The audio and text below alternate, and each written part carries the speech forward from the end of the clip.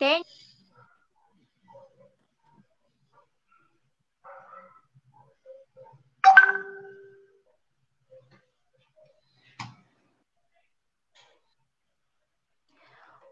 Boa tarde, sejam muito bem-vindos.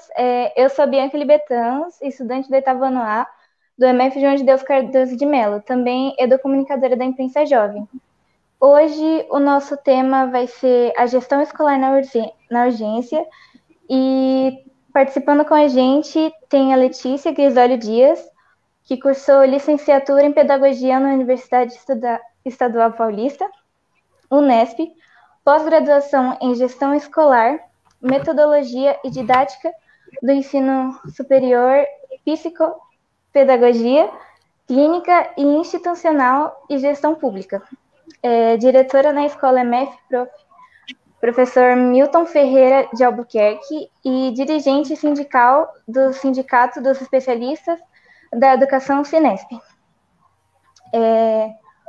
Também temos a Paula Mangolin Barros, graduada em Pedagogia e mestre em Educação pela Faculdade de Educação da USP e doutorado pela mesma instituição. Professora de Educação Infantil e Ensino Fundamental, supervisora do ensino das prefeituras de São Bernardo do Campo e Diadema, e atualmente diretora da MF Boimorim, na PMSP. Por favor, compartilhem o link desse webinário nas redes sociais para que outras pessoas possam se juntar a nós. Letícia, Paula, vocês podem se apresentar, por favor? Boa tarde, Bianca. Para mim é um prazer conhecer você. A Vitória logo mais vai voltar aqui com a gente. Um prazer conhecer a juventude que está fazendo a imprensa jovem e que vai fortalecer a nossa mídia. É um prazer estar também com a Paula, que foi parceira aqui na Capela do Socorro. Eu não esqueço de uma formação que a Paula me deu sobre alfabetização, foi bastante significativa. Então, para mim é uma honra estar com a juventude e com a experiência para conversar um pouquinho com vocês sobre gestão escolar. Boa tarde para todo mundo. Fico muito feliz de participar dessa conversa hoje. João de Deus, a escola que me acolheu durante 2 anos como diretora, né? Fico muito feliz de ver a Vitória e a Bianca à frente desse projeto, junto com o Tennyson, com a professora Márcia.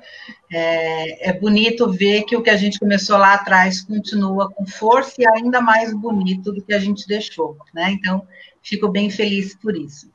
Eu sou Paula, agora sou diretora na MF Boimirim 1, lá em Campo Limpo, numa região bastante parecida com a do João de Deus, né, lá na região do Jardim São Luís, e estou bastante feliz de poder estar aqui com vocês hoje, com a Letícia, né, que é uma companheira já de longa data, conheci quando ela ainda era coordenadora pedagógica, agora diretora, e representante do nosso sindicato, né, que tem nos ajudado tanto durante esta pandemia. Vamos começar com a Letícia. Letícia, você pode contar um pouco para a gente sobre as principais dificuldades enfrentadas pela gestão escolar nesse momento de crise sanitária? Deixa eu tentar aqui me ajustar com a câmera, assim, né? Nós tivemos, assim, uma grande surpresa com essa pandemia, né? A gente acompanhava lá o que estava acontecendo na China, depois acompanhou o que estava acontecendo na Europa, como se fosse um mundo distante e não percebia ainda aqui na população brasileira que isso estava chegando. E de uma hora para outra foi tomada a decisão, e uma sábia decisão de isolamento, de quarentena, de afastamento das crianças dos ambientes escolares, dos professores, por medida de... Mas, ao mesmo tempo, foi um misto, né? Porque a gente sabia o quanto era importante esse isolamento, mas nós, como equipe gestora, permanecemos na escola para poder fazer todo o apoio necessário para a superação das dificuldades que viriam pela frente. Então, primeiramente, nós ficamos na escola para poder fazer todo o fechamento, porque nós temos ali algumas responsabilidades com as empresas que prestam serviços dentro da escola, limpeza, cozinha, as famílias que precisavam ser acolhidas e que precisavam ter as informações necessárias sobre esse distanciamento que seria iniciado, as dúvidas que vieram,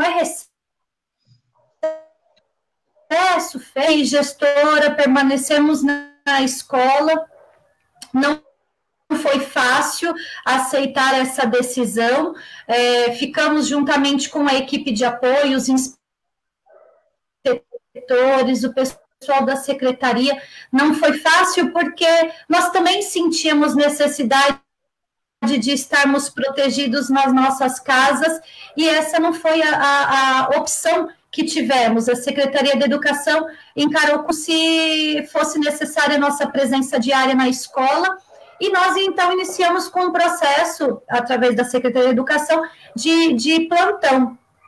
Então, com equipes reduzidas, realizando atividades nas escolas, principalmente de acolhimento das famílias, porque muita coisa surgiu em relação a dúvidas, né? Como é que ficaríamos sem poder prestar um atendimento básico, que é a informação para essas famílias.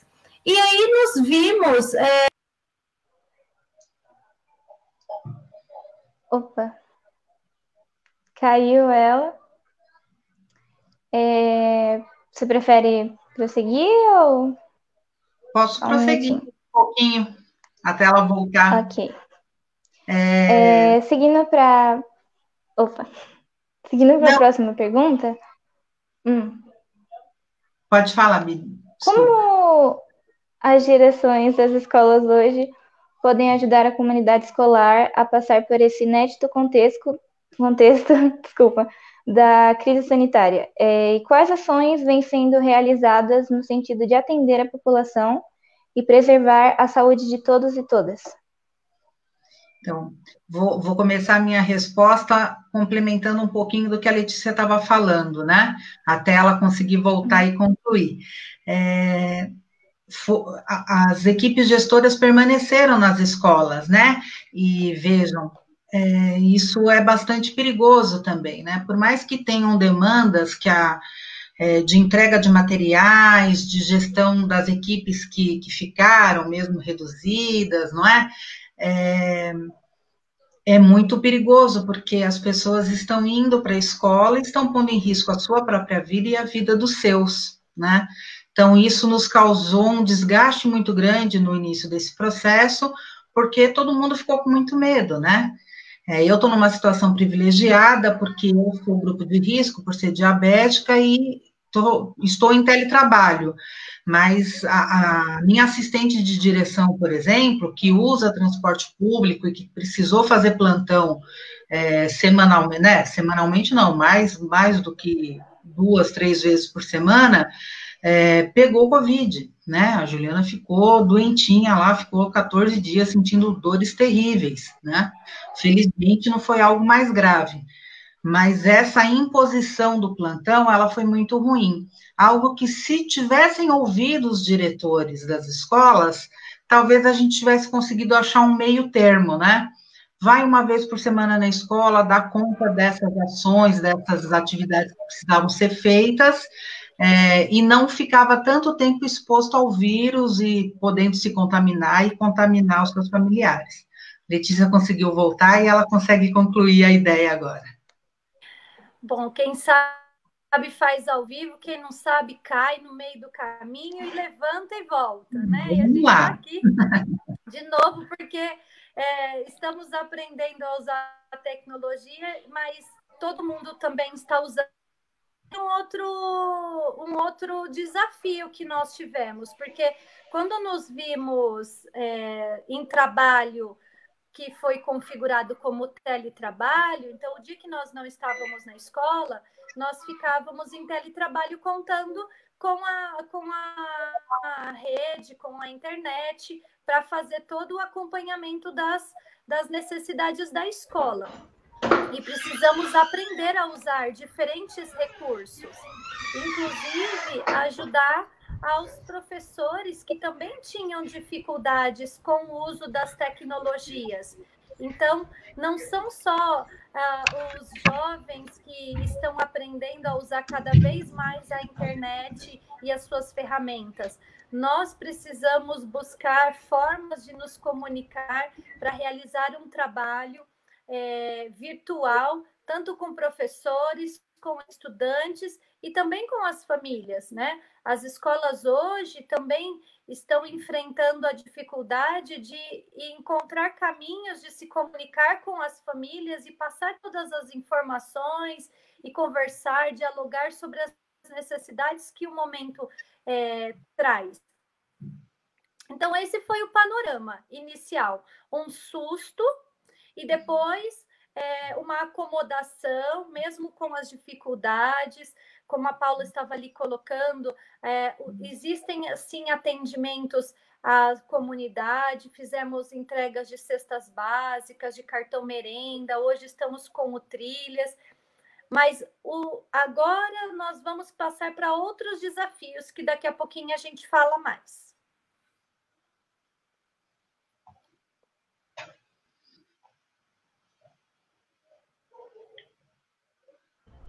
Paula, como as direções das escolas hoje podem ajudar a comunidade escolar a passar por este inédito contexto de crise sanitária? Quais ações vêm sendo realizadas no sentido de atender a população e preservar a saúde de todos e todas? Primeiro dizer que eu queria te dar um beijo, Eric. Que lindo. Saudade. Muita saudade de você, querido. Olha, a gente está aprendendo um monte de coisa, né? Que nem a Letícia falou agora, a gente está aprendendo a mexer nessas tecnologias todas e a gente está tendo que aprender a achar outros meios de conversar. Porque antes a gente ia lá no portão, esperava a mãe chegar e chegava perto da mãe e batia um papo com ela. Né? Agora a gente não tem mais o olho no olho, o tete a tete, que é o que eu gosto tanto, né? Que é o que eu acho que humaniza as relações. Então, a gente teve que aprender a chegar perto das pessoas sem poder chegar perto. E eu acho que esse foi o maior desafio. A escola que eu estou esse ano, em Mipoimirim 1, nós conseguimos organizar, porque a gente já vinha organizando desde fevereiro um grupo de WhatsApp, né? Já vocês que trabalharam junto comigo sabem que eu tenho esse costume de falar com os pais pelo WhatsApp. Isso meio que salvou a comunicação para a gente, porque hoje a gente tem mais de 400 famílias inscritas no grupo de WhatsApp, e é por ali que a grande maioria acaba sabendo das notícias, se tem que buscar o Trilhas na escola, se tem que pegar o cartão merenda, se chegou sexta, se não chegou, né? E para além disso, a gente descobriu que o WhatsApp era a grande ferramenta para poder acessar os estudantes e poder, por ali, transmitir as atividades, as orientações pedagógicas. Porque a maioria dos nossos meninos e meninas lá, assim como a maioria de vocês aí no João de Deus, não tem acesso a uma internet de qualidade, né? Que dê condições de acessar lá o Google Classroom e assistir 5 horas de aula. A maioria dos nossos estudantes que têm acesso à internet usam pelo pacote de dados do celular.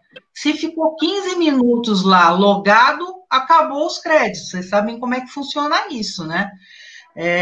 Então, assim, a frequência dos nossos alunos ao Google Classroom é muito pequena, porque a maioria não tem essa internet ou um aparelho legal para poder acessar. A gente construiu um blog, porque o blog também é uma coisa que você consegue entrar, baixar as orientações, fazer offline e depois só comunicar com o professor online. Então, o blog também foi uma alternativa legal.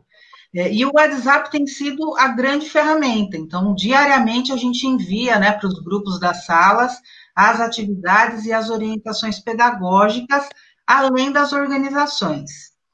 Mas o que a gente mais sentiu necessidade nesse momento, né, porque o conteúdo, a matemática, o português, as ciências, a gente dá conta, vocês dão conta. se a gente pegar um vídeo bom no YouTube, você aprende uma matéria de física. Agora, tem uma coisa que é muito mais importante, muito mais valiosa, que é a vida, né? Como que as pessoas estão nesse momento. E aí a gente queria saber isso, né? De como que os nossos alunos estavam. Então, o WhatsApp nos ajudou muito nisso, porque as famílias iam conversando, iam contando as dificuldades, iam falando o que precisava, iam contando para a gente, olha, na rua tal tem o aluno fulano que não tem acesso nem ao WhatsApp, e ele não está sabendo de nada que está acontecendo na escola. Então, a gente foi criando uma rede de comunicação entre os estudantes, entre os pais e a equipe da escola, para conseguir cuidar um do outro, né? Para poder saber como é que essas pessoas estavam passando por esse momento difícil, né? Nós tivemos crianças que ficaram doentes, familiares que ficaram doentes, famílias que perderam pessoas queridas. Então, a gente achou que este era o momento de estar próximo de algum jeito, e o WhatsApp nos ajudou bastante nisso. E nessa conversa, e aí, como é que vocês estão? Como é que vocês estão se virando nessa situação? A gente percebeu o quê? Que as pessoas estavam passando fome, né? Porque é uma região bastante carente economicamente, porque de outras coisas tem muita abundância lá, né? Tem abundância de cultura, de movimentos sociais, é uma região muito bonita, mas tem a carência econômica muito forte. E aí a escola se organizou, o grupo de professores se organizaram para fazer uma campanha de arrecadação de alimentos e montou cestas básicas para essas famílias que estavam numa situação mais complicada aí durante a pandemia.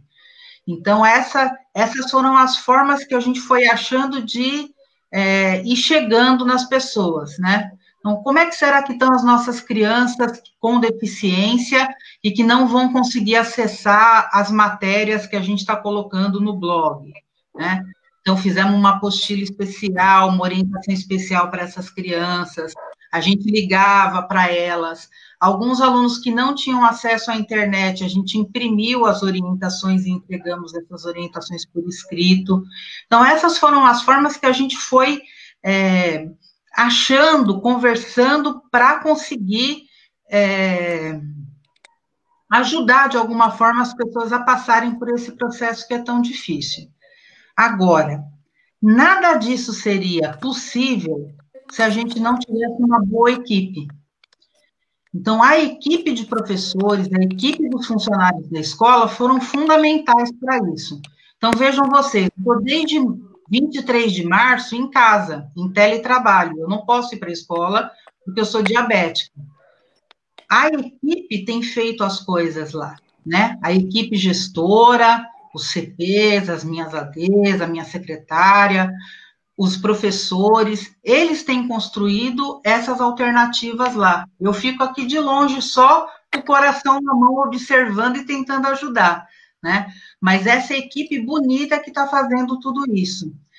E a gente também percebeu que era importante olhar para esta equipe de profissionais, porque está todo mundo com muito medo e todo mundo muito estressado com tudo isso que está acontecendo.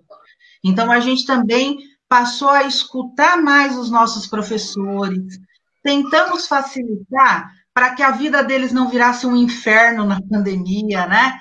Então, posta atividade, passa relatório, dá a nota, vem aqui, participa da reunião. Então, a gente tentou aliviar ao máximo para que a cabeça desses professores estivesse mais fresca possível para poder ajudar os seus estudantes e, ao mesmo tempo, enfrentar essa loucura que a gente está enfrentando com o coronavírus, né? Então, o que para a gente era mais importante? Que o nosso professor, que a nossa professora se sentisse valorizada e apoiada nesse momento. E aí a gente foi fazendo algumas coisinhas para tentar mostrar que a gente gostava deles, né? Que eles eram importantes para a gente. Fizemos uma serenata, essas firulinhas, coisinha que pode parecer boba, mas que não é, que mostra assim para o outro, assim, ó, obrigado por tudo que você está fazendo, né? E não ficar esperando só que o prefeito faça isso pela gente, né? Não adianta esperar lá de cima. né? A gente aprende na periferia que é nós por nós, é a gente pela gente, né? Então, é assim que a gente está tentando enfrentar esta loucura que é o coronavírus. Letícia, diante do contexto de crise sanitária, quais cobranças têm sido mais urgentes e de que modo as escolas têm buscado responder a tais demandas?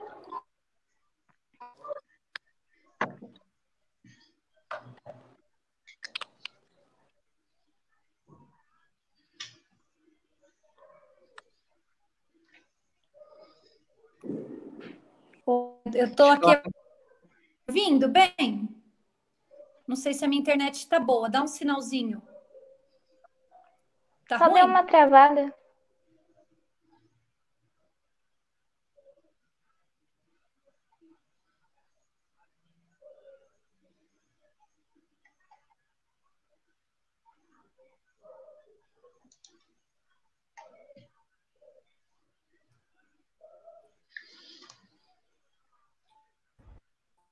Enquanto a Letícia não volta, vamos para a próxima da Paula? Aí ela depois ela responde.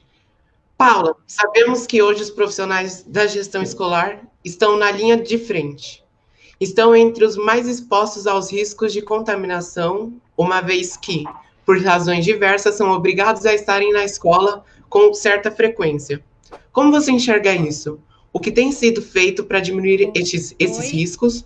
E, sobretudo, haveria outro modo de conduzir esse lockdown nas escolas agora? Seria possível ou desejável? E por quê? Olha, eu defendi isso desde o começo, né? Que parasse de fato, né? O tal do lockdown mesmo na educação, né? Até eu brincava, eu falava assim, bota outro nome, lockdown ninguém vai entender, fala que é tranca-rua, né? Ninguém pode ir para a rua.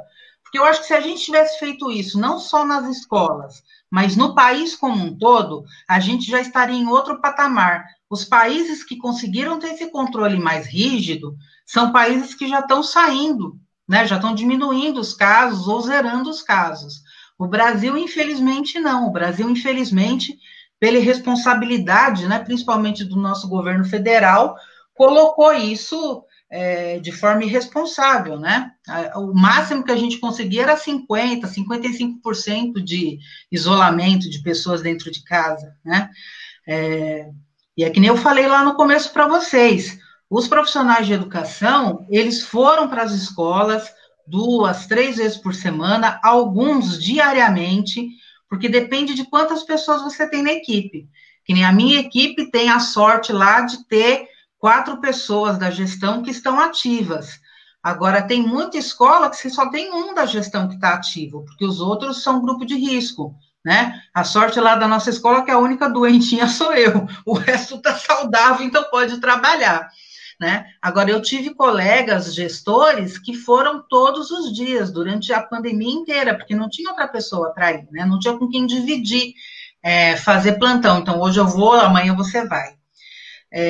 Essa atitude irresponsável colocou muitos profissionais em risco, né? E não só os profissionais, as suas famílias também. Porque a partir do momento que eu saio da minha casa e que eu vou trabalhar, eu pego o ônibus, eu vou para a escola, eu atendo, porque inevitavelmente, por mais que a gente fale que não tem atendimento ao público, você acaba tendo contato. Tem que entregar um cartão, tem que entregar uma cesta básica, você acaba tendo contato com a população. Então, isso coloca em risco o servidor público e põe em risco a família dele que está lá em casa também, né? Então, isso é irresponsável, né? Então, a gente propôs que fosse feito de outra forma, né?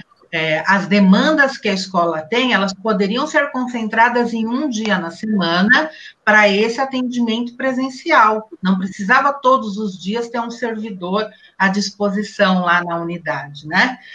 Porque isso diminuindo a circulação, você diminui a contaminação, né? E você preserva a vida. Eu acho que o fundamental que tinha que estar na cabeça de todo mundo é isso. O que é que a gente faz para que menos pessoas adoeçam, que menos pessoas morram, né?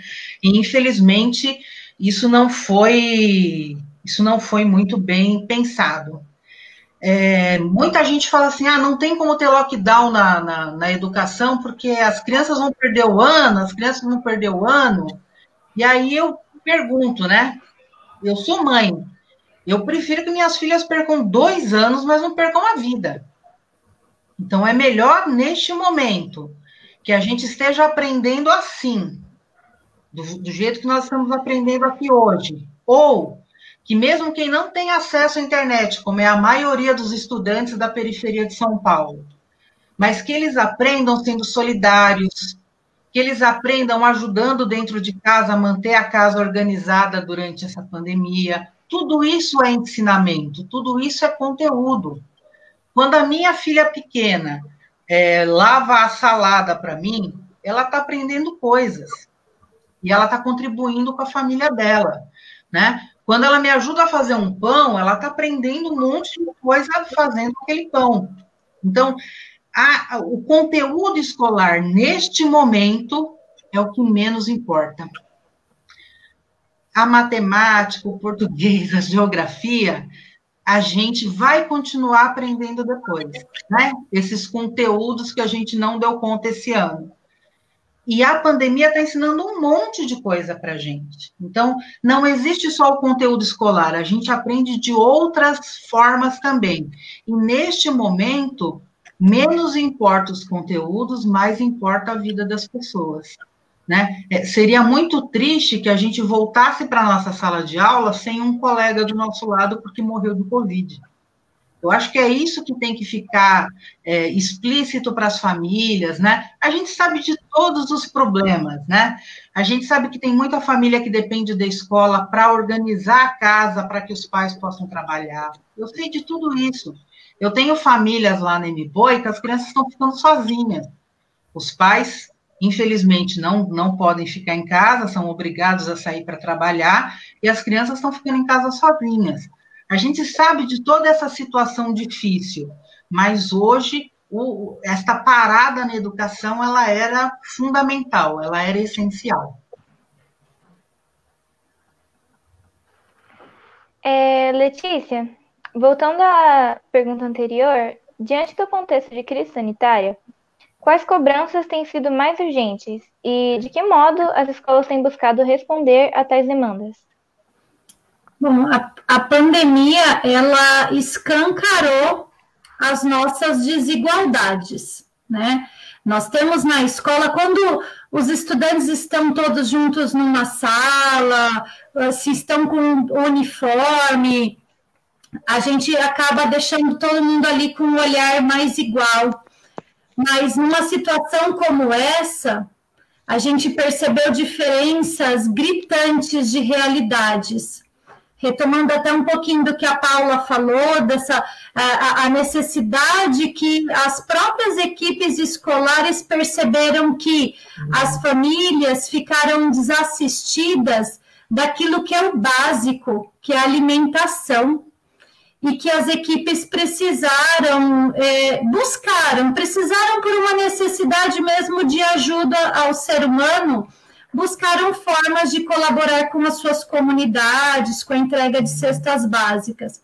Mas tem um outro lado que é gritante também, que aí a gente traz um pouco para o nosso, um pouco não, totalmente para o lado educacional, que são as diferenças quando a gente tem estudantes que terão condições de acessar o Google Sala de Aula, que receberam porque o carteiro, o correio, conseguiu encontrar o endereço para entregar o caderno Trilhas 1, daquela família que o caderno Trilhas não chegou porque o carteiro não localizou o endereço, e porque aquela família não é só uma questão de internet, ela não tem o celular, ela não tem o computador, e aquela criança também não teve a presença da família, porque essa família não teve o direito de permanecer em isolamento e precisou sair para trabalhar, e essas crianças, esses estudantes, não estão tendo acesso à estimulação da aprendizagem, porque o que a Paula fala é a nossa verdade, a aprendizagem se recupera. Os prejuízos estão postos, mas o que para nós é o mais valioso é a vida. Mas existem formas da gente tentar diminuir um pouquinho essas dificuldades, né, ou essas diferenças, que seria através da educação. Mas, se a gente não tem estudantes com as condições para este acesso à informação, porque os professores estão trabalhando todos os dias, elaborando materiais riquíssimos para alimentar a plataforma. Só que a gente não tem os estudantes ali na sua totalidade. Então, o que para nós é emergencial seria garantir esse acesso aos estudantes, para minimizar essas diferenças que ficaram mais acentuadas. Se a gente fizer uma comparação a estudantes que são da rede pública mesmo, seria ruim falar até da rede particular, mas da rede pública nós temos aqueles que estão tendo acesso, têm condições, e temos aqueles que não têm acesso, não têm, muitas vezes, um ambiente tranquilo de estudo em casa. E eu quero dizer um ambiente tranquilo, um espaço em que esse estudante possa sentar, organizar o seu pensamento para estudar.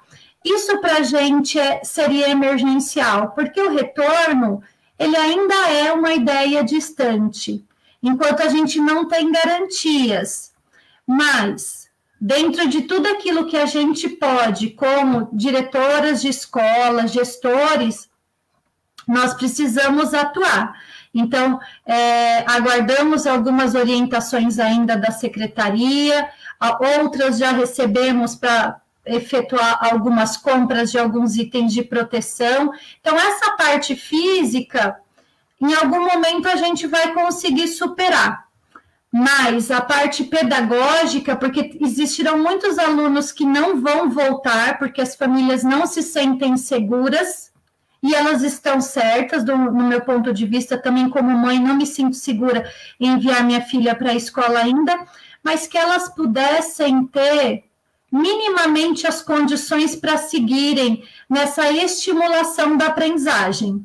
Eu não estou falando, não é diferente do que a Paula disse, não é visão conteudista, muito pelo contrário, mas que é algo que a gente visualiza, que é esse escancaramento das diferenças sociais daqueles que, durante esse período, continuaram com acesso virtual a aulas, daqueles que, durante todo esse período, não tiveram acesso a praticamente nada. Então, essa é uma grande preocupação. Hoje, eu iniciei com a equipe da MF Milton reuniões com as famílias, em que elas também trouxeram essa preocupação com os estudantes que não estão tendo acesso à plataforma, e que nós precisamos nos debruçar sobre isso quando voltarmos, que esse retorno seja seguro quando voltarmos, para poder fazer essa recuperação da aprendizagem, que é o que nos caberá, né? Então, eu diria que esse é o grande problema, mas como nós somos cidadãos desta cidade, a gente percebe que não é só questão educacional. A cesta básica, ela não contempla, ela não atende todas as famílias, então a gente sabe sim que tem muitas famílias passando por situações que a aprendizagem não vai ser o essencial agora, porque a questão é de sobrevivência, de pagamento das contas, e tudo isso nos aflige também como educadores, porque quem tem o mínimo de contato com essas famílias e faz o acolhimento percebe que eles precisam de todo o nosso apoio. E acho que é isso que nos fortalece para seguir em plantão, né? Mesmo com todas as condições que teríamos para fazer o nosso teletrabalho, com mais segurança dentro das nossas casas, o que nos move é a ideia também de poder acolher essas famílias que precisam da gente. Mas não é uma visão romântica, não é nesse sentido, não, mas é de função mesmo que a gente se vê realizando no momento de pandemia. Paula e Letícia, como virou tradição, temos o hábito de perguntar como imaginam que será o mundo após pandemia. Por isso, gostaríamos de saber se acreditam que a perspectiva será de um mundo melhor e que a escola e seus profissionais serão reconhecidos e serão valorizados como devidamente merecem. Posso falar enquanto ainda tem internet, Paula? Claro, fica à vontade. Eu tenho algumas preocupações, principalmente porque nós somos um povo afetivo. O povo brasileiro, ele é do abraço, ele é do toque, da acolhida, né? Diferente de outros povos. Acho que a gente já vai sentir um pouco isso, porque agora a gente fala para os nossos filhos, não abraça, não beija, não toca no outro.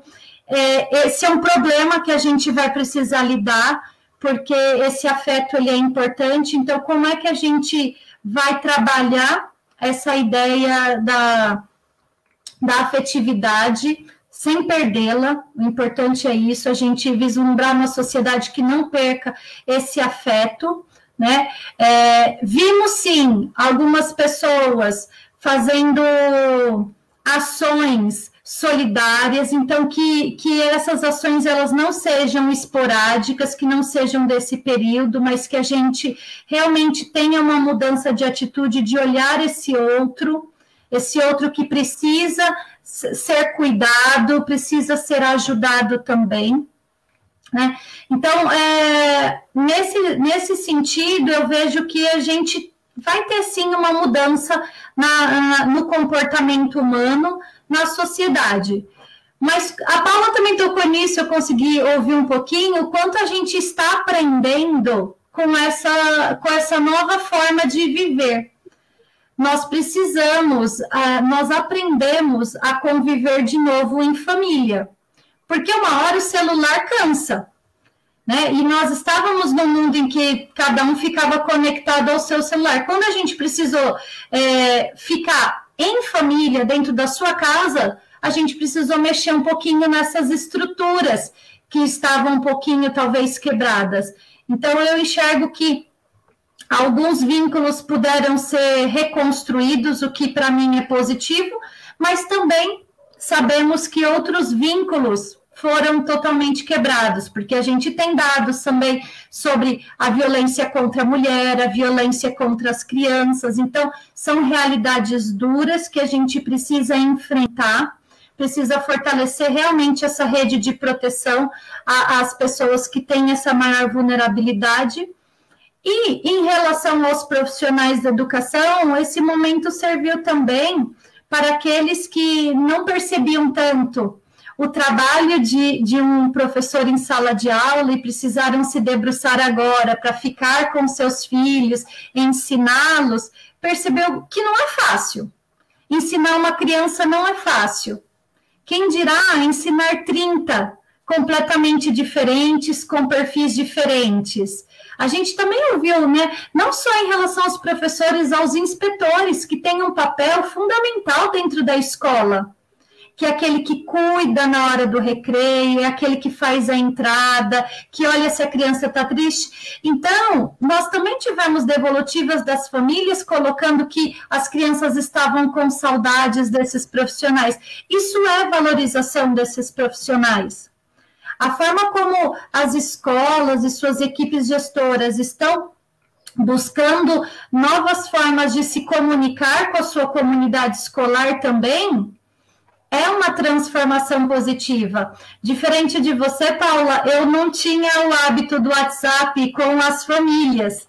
Precisamos nos reinventar e aprender, né? E as devolutivas são muito boas. Então, por mais que nós tivéssemos visto o distanciamento, hoje a gente também está vivendo uma aproximação. Então, isso tudo também será positivo. Teremos inúmeros desafios de convivência depois, porque uma coisa é a gente ficar confinado a conviver com as pessoas da nossa casa durante 5 meses. Quando a gente voltar, a gente vai ter que trabalhar bastante com parcerias dos profissionais, né? Esse novo formato de convivência. Mas eu tenho uma visão positiva, assim, de que teremos muito mais coisas boas a levar desse período, mesmo com as perdas que nós já tivemos, né, e infelizmente ainda teremos, mas que a gente vai aprender a valorizar mais a vida e as relações a partir dessa necessidade de distanciamento. Bom, eu brinco aqui em casa que quando acabar a pandemia, o meu marido vai pedir distanciamento social de mim, porque ele já não aguenta mais ficar comigo 5 meses, né? A gente nunca esteve tanto tempo juntos, né? Eu, ele e as meninas.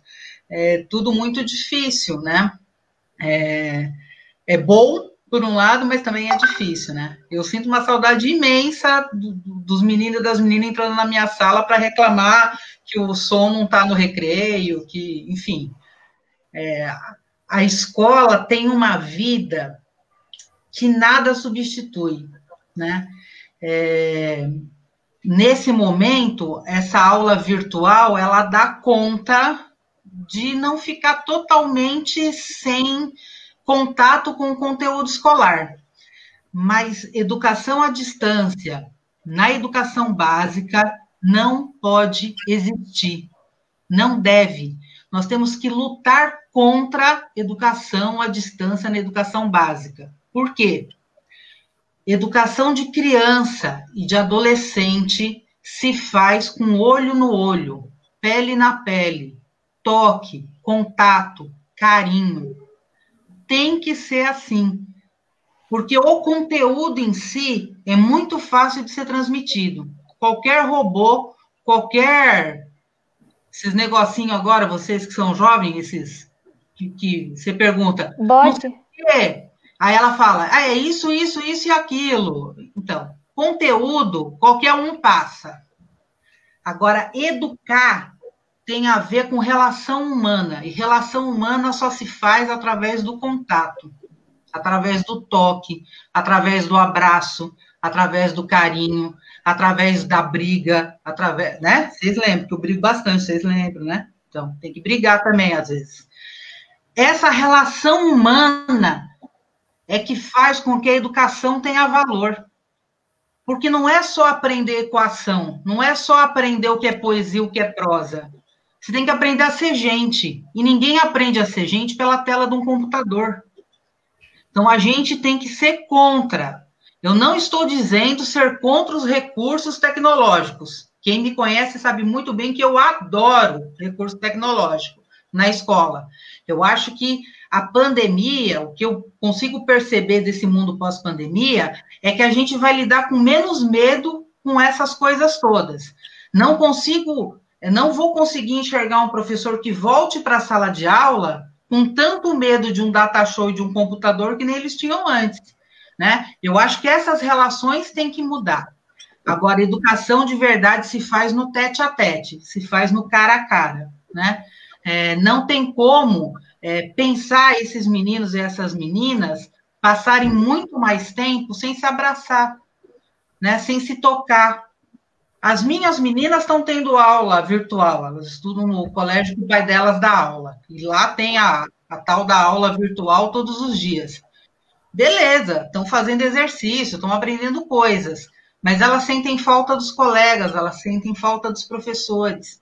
Às vezes, aquela conversinha do professor Tennyson no corredor, descendo para o intervalo, ensinou muito mais a Bianquinha do que 5 aulas seguidas de geografia que ele tenha dado para ela. Educação é muito mais do que conteúdo, muito mais. Por isso que a gente não pode aceitar a ideia de escola virtual na educação básica, né? Eu vou mais longe ainda, nem na primeira graduação, eu acredito, né? Nem lá na primeira faculdade que a pessoa vai fazer. Porque esta relação, essa troca, ela é essencial para o processo educacional acontecer. Como eu sou velhinha, vocês viram que a Letícia foi carinhosa, mas ela me chamou de velhinha no começo do negócio, né? Que ela falou, experiência. A experiência é a mesma coisa que falar velhinha. Não tem problema, que eu tô assumindo. Falta 4 só para poder. Isso. Vou trazer um velhinho aqui que eu gosto muito, que é o Paulo Freire. Paulo Freire falava que ninguém se educa sozinho. E ninguém educa ninguém. A gente se educa em comunhão, mediatizado pelo mundo, né? Pensando o mundo, a gente se educa em comunhão, em partilha. E não existe partilha sem toque. Aí, quando eu leio o tal do manual de retorno às aulas, eu falo, quem escreveu isso aqui esqueceu que foi aluno um dia ou nunca pisou numa escola. Que eu fico pensando como é que nós vamos brincar de pega-pega no recreio, sem a máscara cair, sem eu agarrar o amiguinho, sem eu chorar porque caiu no chão, passar a mão na narote e passar no meu amigo. Isso é escola, gente, isso é vida, é assim que funciona. Eu quero saber como é que a gente proíbe os adolescentes de se beijarem escondidos pela escola. Isso acontece. Nós beijamos na escola quando a gente era adolescente, tá certo? Então, voltar agora para a escola é um crime, porque a gente não tem a vacina. Quando é a hora de voltar? Quando todo mundo estiver imunizado. Aí a gente vai poder voltar, abraçar, beijar, correr, pegar. Vamos poder fazer tudo o que a educação de verdade pede que a gente faça. Como que eu acho que o tal do mundo aí vai ser depois da pandemia? Eu não sou muito romântica, né? Infelizmente. Eu acho que quem era solidário continua solidário, na pandemia e depois da pandemia. Quem é egoísta e que só pensa em si, continua só sendo egoísta e pensando só em si, durante a pandemia e no pós-pandemia. Eu luto para que os nossos meninos e as nossas meninas olhem para o pouco que a gente tentou fazer durante esse processo e que possam reproduzir isso com os seus e com os próximos que virão. Aí eu acredito num mundo melhor. Mas não que a pandemia vá nos ensinar grandes coisas, porque, infelizmente, durante a pandemia, a gente tem visto aumentar o número de meninos pretos mortos na periferia pela polícia. Não diminuiu, aumentou. Os meninos pretos continuam sendo mortos pela polícia na periferia. As mulheres continuam sendo espancadas. Diminuiu, não, aumentou o número de violência doméstica. Então, infelizmente, a pandemia nos ensina muito pouco. Eu não sou romântica, né? Eu não consigo ser romântica com os dados que a gente tem visto todos os dias. Qual que é a minha esperança? A minha esperança é a juventude. A minha esperança é essa molecada que vai, de algum jeito, falar assim, quando eu estava lá no João de Deus, tinha uma diretora lá que falava que a gente tinha que ser solidário e que a gente tinha que ser amigo e que a gente tinha que se importar com o outro, né? Que era mais importante ser do que ter. Então, é nessa tropa que eu estou botando a minha fé. Eu acho que o vírus ensinou pouco para a gente, né? Quem vai ensinar mesmo é o testemunho das nossas ações, né? Eu acho que é isso que vai nos fazer modificar. E sobre a valorização de profissionais, eu acho que é meio tipo a música da Geni. Vocês conhecem a música da Geni, do Chico Buarque? Que conta a história de uma mulher que era uma prostituta, e aí o cara chega com o Zé Pelim na cidade e fala que vai destruir a cidade. E todo mundo detestava ela porque ela era prostituta. Mas ele fala, se aquela mulher ali ficar comigo, eu vou deixar a cidade viver. Aí todo mundo vai lá, elogia, Geni, como você é maravilhosa e tal. E aí, quando o cara vai embora, a Geni falou, puxa, agora eu tô de boa na sociedade, né? O que aconteceu? Todo mundo voltou a criticar e a jogar pedra na Geni. Eu acho que em relação aos profissionais de educação é um pouco por aí. Eu acho que algumas mães, durante esse processo de pandemia, botaram a mão na cabeça e falaram, ai, como eu quero que a escola volte. mas, infelizmente, a maioria das que não valorizavam a escola vão continuar não valorizando. Mas o nosso trabalho, a forma como a gente respeitou a comunidade, a forma como a gente conversa com a comunidade, faz com que essa postura vá mudando e que as famílias olhem para a gente e falem: ó, essa daí é uma professora diferente, essa pessoa tem o meu apoio, essa pessoa tem valor. Então, eu acho também que não é a pandemia que vai fazer a gente ser valorizado, né? Mas é a nossa ação, a nossa forma de lidar e de respeitar a comunidade é que vai fazer com que a comunidade nos respeite. Sobre governo nos respeitar, eu acredito que a gente ainda vai ter bons governos nesse país. Os de agora não nos respeitam. Beijinhos. Chegamos ao final do nosso 6º webinário, as lives da Joãozinho de Melo TV, e estamos muito felizes com a participação de todas e todos. Convidamos vocês para acessarem nossas redes sociais. O nosso Facebook é João de Deus Cardoso de Melo, o Twitter é @imprensajdcm. Temos também o Instagram, @JDCM10, além do nosso canal no YouTube, Joãozinho de Melo TV. Compartilhem o link e comentem, deem sugestões para que possamos melhorar ainda mais nossos webinários. Agradeço aos nossos parceiros, especialmente aos que apoiam diretamente o desenvolvimento do projeto. Agradecemos também a participação da Letícia e da Paula, e eu peço que vocês façam sua mensagem final de despedida. O que vocês gostariam de passar para os educadores e familiares que estão nos assistindo? Bom, primeiramente, agradecer mais uma vez, estar com vocês. Nesse momento de isolamento, a gente sente muita falta dos estudantes. Vocês têm uma energia que faz com que a gente trabalhe com mais satisfação. Então, muito obrigada por estar aqui conversando com estudantes, né? Para os nossos professores, dizer que todos nós estamos juntos, porque estamos, mesmo separados.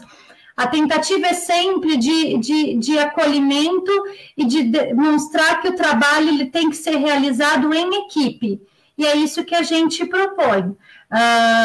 Sempre trazendo as questões que estão sendo conversadas na sociedade, nesse momento, a pandemia, até esse retorno, conversar, dialogar muito, para também depois trazer a comunidade. Mas a gente precisa se fortalecer muito como equipe, porque mesmo estando ali na escola, a gente sabe que existem professores que gostariam também que nós estivéssemos em casa protegidos. A gente sente essa vibração, mas que pela necessidade nos encaixaram nos plantões, mas que a gente é um único ser ali, e que está ali para trabalhar para os estudantes, para esta comunidade.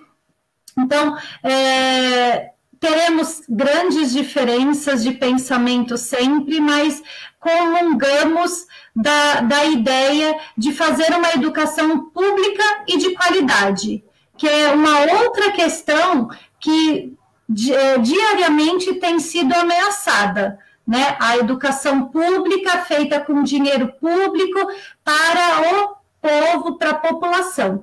Então, que a gente se fortaleça como equipe docente, profissionais da educação, para defesa desta educação pública de qualidade. E o resto a gente vai correr atrás, né, que esse não é bem o resto, mas que essa aprendizagem, mas que nesse momento a gente vai fazer a defesa de todas as vidas, porque todas elas importam, e a aprendizagem a gente vai trabalhando com um retorno seguro. Eu quero agradecer também a possibilidade de participar, fico muito feliz. Quando a gente sai de uma escola, a gente sempre sai com aquela dúvida, né? Será que foi bom? Será que a gente contribuiu com alguma coisa? Então, quando vocês me chamaram para participar desse bate-papo, eu me senti muito valorizada, me senti muito feliz, né? Primeiro que é muito bom rever vocês, né? Esses 3 jovens que estão coordenando essa atividade, eles têm um protagonismo impressionante na escola, né? Sim, eles fazem acontecer. Quando a coisa não está do jeito que eles querem, eles entram na sala da gente com o dedinho assim, ó, e, né, Eric? Olha, isso aqui não está certo, não é para fazer assim, né? Então, esse jeito, né, essa potência empoderante, né, que a juventude do João de Deus tem, me deixa muito feliz, me deixa muito orgulhosa, né, de saber que eu pude contribuir um pouquinho ali com a formação de vocês, tá? Então, fiquei muito feliz de ser convidada, de poder participar. Agradeço especialmente a diretora da escola, dona Neide, né, pela continuidade do projeto, por esta possibilidade de participação, e deixar um carinho muito grande à Márcia, ao Tennyson, que estão coordenando essa atividade, e a todos os professores, né, e funcionários que trabalharam, né, aí no João de Deus junto comigo, dizer que eu estou sempre à disposição para poder contribuir com vocês. E dizer que a gente tem esperança, né? Se eu estou quase me aposentando, falta bem pouquinho, né, para eu virar uma aposentada. Eu levanto todos os dias e vou trabalhar porque eu acho que esse pouco que a gente faz pode significar uma grande mudança lá na frente, porque vocês são esta potência revolucionária, né? A juventude é uma potência revolucionária e que pode mudar as coisas lá para frente. Quem sabe, né? Quem sabe a gente tem aí ano de eleição, né? Quem sabe a gente tenha mudanças nessa cidade, que é uma cidade tão bonita e que merece ter a melhor educação. Então, muito obrigada. Beijinhos em todos vocês. Fiquem bem e nos vemos em breve. Grande abraço a vocês. Obrigada, tchau.